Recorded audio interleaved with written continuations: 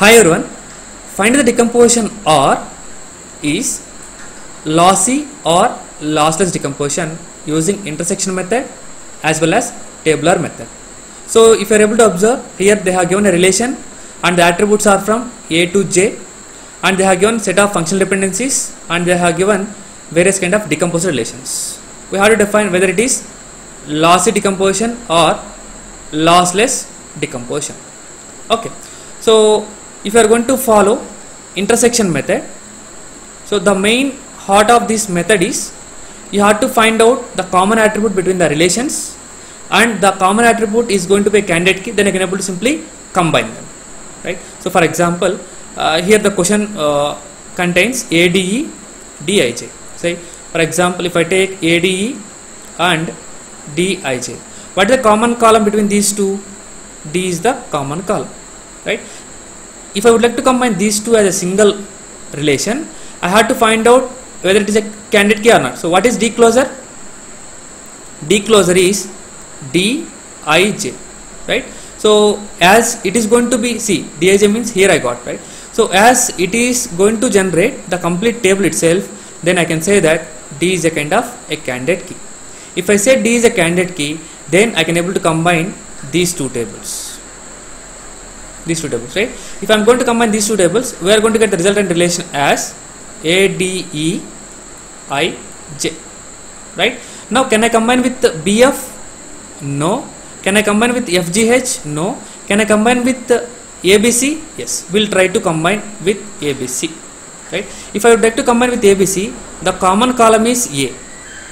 The common column is A. If I would like to combine, first I have to check it with the candidate key, whether it is a candidate key or not. What is A closure? If I find out A closure, you are going to get ADE. You are going to get ADE. From D, can I get anything? Yes. From D, I can get IJ. Guys, if you are able to observe, see, maybe many exist, but if you are able to observe, this is matched with this one, right? So as the candidate key is going to generate all the attributes of the relation, I can say that it's a kind of a candidate key. It's a kind of a candidate key. So if I said it's a candidate key, can I able to combine these two as a single relation? Yes. So we can write as ABC DEIJ. We got this one, right? So we done with this and these two. Now can I combine with BF? Yes.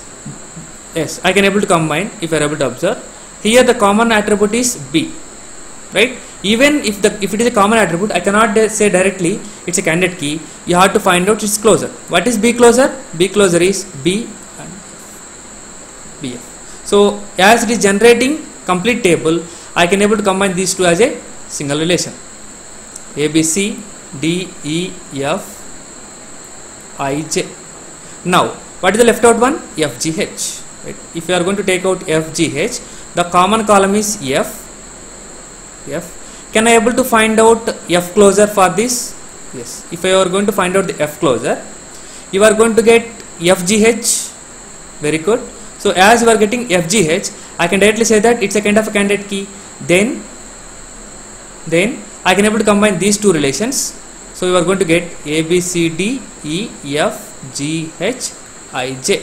So this is my final relation. As my final relation contains the attributes are matched with the given relation R, I can say that the decomposition is a lossless decomposition, right? So this is the approach that you have to follow to perform the intersection method to say whether it is lossless decomposition or lossy decomposition. Similarly, they asked us to solve with the help of tabular method also, right? So if I try to perform with the tabular method, so what you have to do basically, you have to take out all the columns as the attribute names, right? So how many columns are there? That many number of attributes should be existed, right? So A B C D E F G H I and J. Means the first step is you have to do the number of columns in the relation should be number of attributes in the relation, and also the number of rows should be number of decomposed relations. Here I am concentrating on drawing the lines actually. So, and the number of rows are means what? How many number of decomposed relations, right? One decomposed relation, let me call it as R1, R2, R3, R4 and R5. So if I write it in blue color itself, R1 is one column, R2, R3, R4 and R5. Guys, these are the 5 rows that we need, because we have only 5 decomposed relations. Now the next step is you have to just fill with the respective relations, right? R1 relation is ADE. See, I did a mistake here. So this should be one more column, right? So I can make it as R1, R2, R3, R4 and R5, right? Guys, now so R1 contains A, D, E. D contains I and J. R3 is B, F. B and F. R4 is F, G, H. R5 is A, B, C. This is the third step. Second step you have to follow. Third step is what? When you are going to find out any kind of FDs, AB determines C in the table. So try to match anything which is present on the LHS side of the FD. Is AB present on LHS side of the FDs in the table? No. So then I can simply skip this one. Next, A determines D. Is A determines D is there? Yes, A determines D is there. When it is there, try to take out its LHS and try to match it with any other row.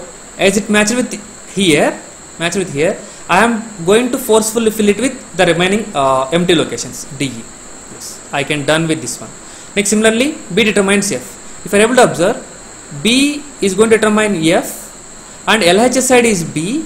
Is B is going to be forcefully matched with is going to match with here not? Yes, when it is going to match at the empty locations, I am going to forcefully place it with F. That is right side. Next, F determines GH. Is F determines GH is there? Yes. What is LHS side? LHS side is F. That F I am going to match with any location. Yes, it is matched. It is also matched. Then the respect locations I am going to forcefully place to GH. Right. So if you have any doubt, you can just go with the previous video. Right? GH. Next, D determines IJ. Is determines IJ is possible? Yes. D is there, IJ is there. Now LHS side is D. Wherever D matched, so D is matched in this particular location as well as this particular location. So this particular location matched, I need to forcefully place as IJ. Here also matched, I need to forcefully place it as IJ. Yes, it is done. Once we done with the sum process, some point of time it may be matched with the entire row. Entire row is completely filled. Then I can call it as it is lossless decomposition. This is the way you can able to use the tabular method. I hope you understood clearly. Thank you.